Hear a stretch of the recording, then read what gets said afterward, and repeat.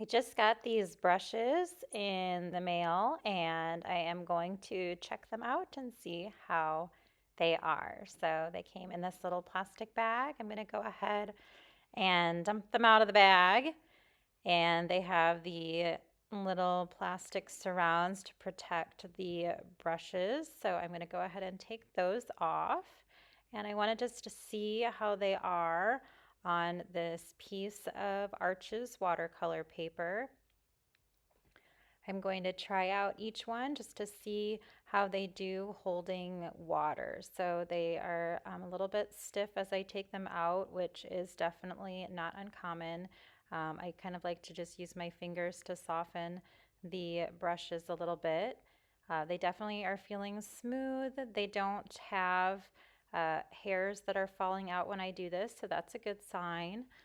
And the handles are nice to hold. They're a good length for watercolor brushes. They're nice and short, so they would fit well in some of my travel packs too, easy to carry around, things like that. So here are the 7 brushes. I'm going to start with the largest flat brush and see how that goes. This is a little bit thicker than some of the normal ones that I have used before, so it actually holds a good amount of water. And of course, it's just very nice here going across my watercolor paper. The next one I'll try is this large round brush, also thicker than the normal round brushes that I use, so it can hold a larger amount of water. I would imagine it comes to a really nice point at the end, so I could get very thin if I wanted to, which is nice. I like versatile brushes like that, so I can get teeny tiny lines if I need to, or I could fill large, wide areas if I needed to as well. Another favorite of mine is the cattail shaped brush. I like these too just because you can do thicker areas and thinner areas, so it's a nice brush to have in the tool bag, I guess you would say. So you can get fatter areas and thinner areas. It's kind of fun to play around with that as well. There's a kind of a medium sized round brush, and then of course 2 of the little itty bitty round brushes. So those of course would just depend on the detail that I'm trying to add. This one holds a good amount of water because it's thicker still, but you can still get some of those thinner lines with it.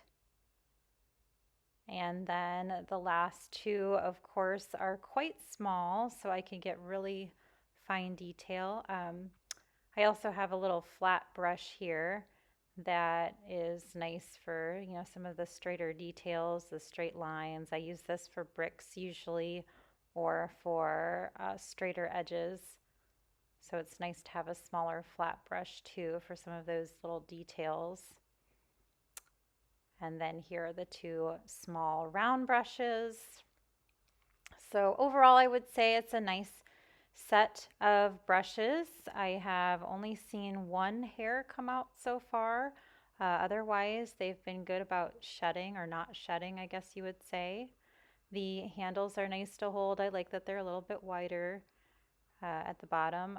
For a set of synthetic brushes, this seems to be a nice set, and it seems to be reasonably priced as well for 7 brushes. So will I use these? I definitely will. I will give them a try for my next few projects and see how I like them. I tend to, only use maybe 3 or 4, but because I've got this variety, I could definitely try using these other ones. And I do like synthetic brushes because I don't feel bad if they, if I lose one or something like that. So here's just a little painting I'm going to try with a couple of the different brushes. I used the large flat one for the big wash. I'm using some of the round brushes, the cattail brush for some of the trees.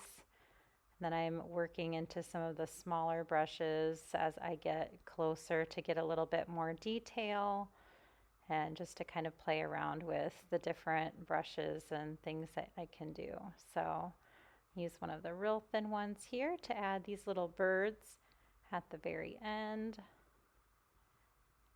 So yeah, definitely am happy with this purchase. I think that this will be a good set of brushes and look forward to doing more with them in the future.